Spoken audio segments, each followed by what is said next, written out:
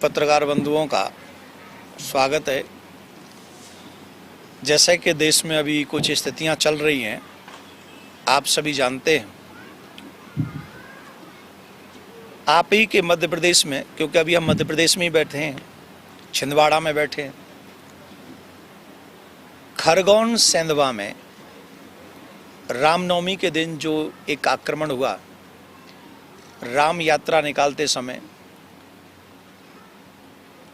उन लोगों पर हमला किया गया। उसी का विरोध करने के लिए हमने उस समय हम महाराष्ट्र में कथा कर रहे थे, और महाराष्ट्र में हमने वाशिम डिस्ट्रिक्ट में हनुमान जी के प्राकट्य दिवस पर एक बहुत बड़ी शोभा यात्रा निकाली थी। शांतिप्रद तरीके से, किसी दूसरे का ना नाम, ना कोई एक भी ऐसा नारा नहीं, सिर्फ अपने हनुमान जी का नाम लेते हुए हम लोगों ने वो यात्रा निकाली, और पूरे देश में ये बताने के लिए कि हम अपने धार्मिक आयोजनों को शांतिपूर्वक तरीके से मनाना चाहते हैं। 16 तारीख को निकाली गई इस यात्रा का क्या परिणाम हुआ, ये हम बाद में आपको बताएंगे। फिर आपने देखा कि करौली राजस्थान में एक खास समुदाय के द्वारा राम यात्रा पर भी हमला किया गया।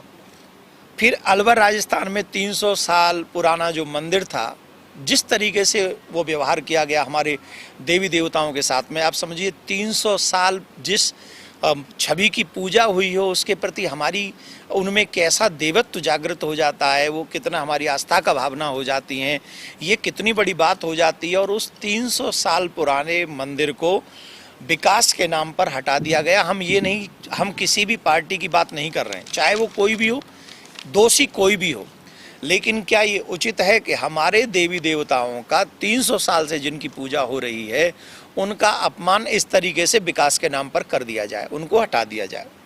फिर दिल्ली जहांगीरपुरी का जो मामला है, आप सभी जानते हैं, उसमें हम ज़्यादा बात भी नहीं करना चाहते, लेकिन आप ये समझिए कि इस तरीके का कार्य हमारे देश में हो रहा है। भारत में हमारे देश का संविधान सभी धर्म के लोगों को अपने अपने धर्म का पालन करने का अधिकार देता है, और हम अपने देश में राम कृष्ण की पूजा न कर सकें, हनुमान जी की पूजा न कर सकें, अपने देवी देवताओं की पूजा न कर सकें, ये उचित नहीं है। क्योंकि हमारे ऊपर पथराव हो या हमारे ऊपर गोलाबारी हो, गोलियां चलें, ये ठीक नहीं।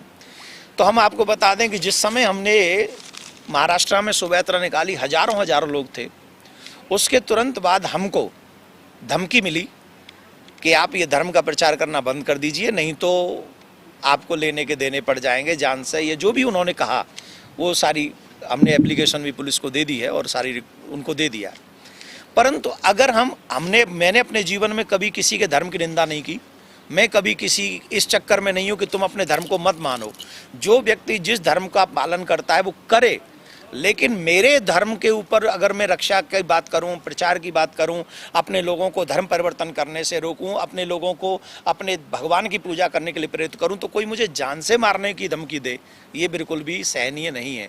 और अगर कोई ये सोचता है कि इसको सुन के मैं डर जाऊंगा, भयभीत हो जाऊंगा, मैं एक बात बता दूं, जब तक मेरी आखिरी सांस रहेंगी तब तक मैं अपने सनातन धर्म के सभी समुदाय के लोगों को धर्म का प्रचार करता रहूँगा, उनको, उन बच्चों को संस्कारी बनाने का प्रयास करता रहूँगा। मैं ये प्रयास करूँगा कि वो हमारे धर्म को जानें, मैं ये प्रयास करूँगा कि रामकृष्ण ने हमको क्या दिया वो समझें। मैं प्रयास करूँगा कि संत महात्माओं ने पुराणों की रचना करके हमको जो दिया है वो हम समझें। ये प्रयास मैं करूँगा, और जब तक आखिरी सांस रहेगी तब तक मैं ये प्रयास करता रहूँगा। और आप सब के माध्यम से, प्रदेश की सरकारों से और देश की सरकार से, क्योंकि हमारा मीडिया चौथा स्तंभ है, मीडिया अगर सही दिशा में हम लोग, जैसे आप लोग कर ही रहे कार्य, अपनी सभी खबरों को आप समाज को जागरूक करते हैं, इसके लिए मैं आप सबके माध्यम से प्रादेशिक सरकारों को और देश की सरकारों को 2 निवेदन करना चाहता हूं। पहला, ईश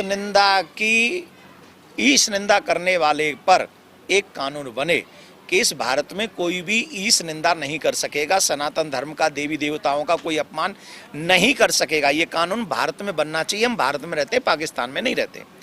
दूसरा, एक देश एक कानून। एक देश में 10 लोगों की व्यवस्था, किसी को 10 विवाह और किसी को एक विवाह की अनुमति नहीं हो सकती, किसी को 10 संतान, किसी को एक संतान की अनुमति नहीं हो सकती, किसी के साथ ऐसे न्याय होगा, किसी के साथ ऐसा। एक पे अगर कोई बात भी कह दे तो उसे अरेस्ट करके जेल में डाल दिया जाएगा, और एक पे 50 केस हों तो भी उससे पूछताछ नहीं होगी। ऐसा कि देश में कानून ना हो। हम देश की सरकार से, प्रादेशिक सरकारों से प्रार्थना करेंगे, एक देश एक कानून होना चाहिए, कॉमन कोर्ट हम सबके लिए होना चाहिए, और इस देश की प्रगति के लिए हमको ये आज़ादी मिले कि हम माथे पे तिलक लगा के, गले में कंठी पहन के अपने भगवान की पूजा स्थापना कहीं भी करें, हमें कोई भी डिस्टर्ब नहीं करेगा। और सभी लोग अपनी अपनी करते ही हैं तो हम भी करें, बस यही चाहते हैं। धन्यवाद। कार्रवाई कर रही है, वो प्रदेश सरकार की जिम्मेदारी है, वो अपने कार्य को करे, अपने हिसाब से करे, उसमें हम धर्माचार्यों का कोई लेना देना नहीं। राजस्थान सरकार ने 300 साल पुराना मंदिर ढहाया है, मेरा यही कहना है कि हमारे भारत में देखो, पाकिस्तान में मंदिर तोड़े जा रहे हैं, बांग्लादेश में मंदिर तोड़े जा रहे हैं, और अगर भारत में भी मंदिर तोड़े जाएंगे तो जो मंदिर की पूजा करने वाले लोग हैं वो कहाँ जाएं? इस देश के अलावा तो हमारा कोई चारा है नहीं कहीं, और तो हम कहीं जा नहीं सकते। अगर इस देश में, और जो जिनकी सरकारें हैं वो हिंदू ही हैं, किसी भी प्रदेश में अभी तो सरकार हिंदुओं की है ही, तो क्या आप सिर्फ पार्टी में अलग होने के नाते आप मंदिर तो नहीं तोड़वा सकते? मैं किसी को दोष नहीं दे रहा हूँ, मेरी नज़र में कोई किसी भी पार्टी में है वो हिंदू है, अगर वो हिंदू है, वो सनातनी है, तो वो मेरा है। मैं ये चाहता हूं कि हम सबको अपने धर्म की रक्षा के लिए ही कदम उठाने चाहिए, ना कि मंदिर तोड़कर हम लोगों की भावनाओं को हट करें और हमको दुख पहुंचाएं। इसके लिए हम लोगों का सरकारी तंत्र काम नहीं करना चाहिए। महाराज जी, ये जो देखा जाता है कि इस तरह का जो विरोध होता है मंदिर तोड़ने का हो या इसका हो, ये भी एक राजनीतिक स्टंट ही होता है। जब बाद में असली बात हमने आती है तो वो मामला दब जाता है, ऐसा क्यों होता है?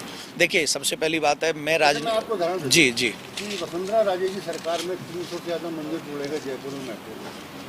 अभी जो अलवर में मंदिर तोड़ा गया वो नगर पालिका का डिसीजन था, और नगर पालिका भाजपा की थी, कुल 2 मेंबर कांग्रेस के। जैसे ही बात सामने आई तो वो विरोध खत्म हो गया, पहले बड़ी शोर था। इसका राजनीतिकरण से तो आप किस रूप में? देखिए, मैं आपको एक बात बता दूं। पहली बात तो आप सब जानते हैं कि मैं राजनीतिक व्यक्ति नहीं, मैं आध्यात्मिक व्यक्ति हूँ, और मैं हमेशा जो सनातन धर्म के हित में बात होगी, जो हिंदुओं के हित में बात होगी, सनातनियों के हित में होगी, क्योंकि और धर्म के लोगों के हित की बात वो उनके धर्म गुरु करेंगे। मैं अपने लोगों के हित की बात करूंगा, जिनको मेरे लिए भगवान ने मुझे जिसके लिए भेजा है। तो मंदिर चाहे कोई भी पार्टी तोड़े, कैसी भी पार्टी विकास के नाम पे मंदिर तोड़ेगी तो वो नहीं चलेगा, और चलना नहीं चाहिए इस देश में तो नहीं चलना चाहिए। हमें चाहिए, मेरा भी सवाल यही था कि जो राजनीतिकरण हो रहा है इसको आप किस रूप में देखते? देखिए, मैं एक बात कहूँगा कि हम सबको धर्म की रक्षा के लिए ही करना चाहिए कार्य। चाहे आप पत्रकार हैं, आज सबसे ज़्यादा पत्रकार सनातनी होंगे, आज सबसे ज़्यादा पॉलिटिशियन सनातनी होंगे, आज सबसे ज़्यादा IAS IPS सभी जगह पर हमारे सनातनी होंगे, सबसे ज़्यादा बिजनेसमैन भी इस समय देश में हमारे सनातनी होंगे। उसके बाद भी सनातनियों के साथ ही अगर ये होता रहा तो हमको लगता है कि हम जैसा दुर्भाग्यशाली कोई नहीं होगा। हम अपने देश में अगर अपने धर्म की रक्षा नहीं कर सके तो हम लोगों के लिए दुर्भाग्य है। जो जिस जगह पे है, अपने धर्म, अपने संस्कारों की रक्षा करना हम सबकी जिम्मेदारी है, चाहे वो पत्रकार हों, चाहे वो कथाकार हों, चाहे वो कलाकार हों, चाहे वो नेता हों, चाहे अभिनेता हों, चाहे बिजनेसमैन हो, चाहे IAS IPS कोई ऑफिसर हो। ये सब का एक दायित्व ईमानदारी से होना चाहिए। माथे पे तिलक लगाओ, अपने संस्कार अपने बच्चों को दो, और अपने धर्म की रक्षा अपने देश में करो। जो धर्म की रक्षा करते हैं वो देश की रक्षा कर सकते हैं, और धर्मो रक्षति रक्षिता। तुम धर्म की रक्षा करो, धर्म तुम्हारी रक्षा करेगा। और धर्म की रक्षा अगर नहीं कर पाए तो ये कुर्सियां 10-5 साल रह सकती हैं, इससे ज़्यादा आप लोगों पे नहीं रहेंगी। तो हाँ जी, जैसे अभी वर्तमान में अजान का जैसे मुद्दा उठा पर ऐसे, यानी जब वहाँ पे हमला होता है किसी यात्रा, शोभा यात्रा पे, हिंदुओं की शोभा यात्रा पे, तो मामला दबाने के तत्काल वहाँ पर अतिक्रमण का मुद्दा आ जाता है, और पूरे देश के कुछ लोग, ऐसे लोग जो पूरे देश में एक प्रकार से विभाजन का विष डाल रहे हैं, क्या उन पर कार्रवाई जरूरी है? क्या उन पर सख्ती जरूरी है, या फिर उनसे देशद्रोही की कार्रवाई करते हुए उनको जेल के सख्तियों में डालना चाहिए? मैं आध्यात्मिक व्यक्ति हूँ, राजनीतिक विषय पे अगर मुझसे सलाह न लें ज़्यादा अच्छा है। मुझे आध्यात्मिक जगत का ही रहने दें।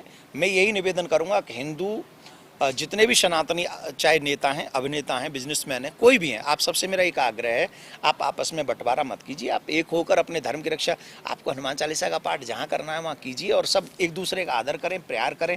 यही हम सब की संस्कृति है। इस विषय में हमको ज़्यादा कहना नहीं है, लेकिन यही कहूँगा, धर्मो रक्षति रक्षता। आप धर्म की रक्षा कीजिए, धर्म आपकी रक्षा करें। धन्यवाद आप सभी का, बहुत बहुत साधुवाद, बहुत बहुत साधु।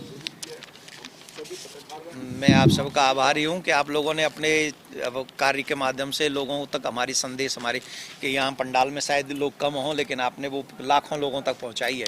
इसके लिए आप वाकई बहुत प्यारे हो और भगवान से प्रार्थना है आप सब यूँ ही यशस्वी बने रहें। खूब अपना अपना चैनल एक और बना लो, खूब बड़ा, खूब ठाकुर जी आपको यशस्वी बनाए, यही प्रार्थना। आइए ना आशीष जी।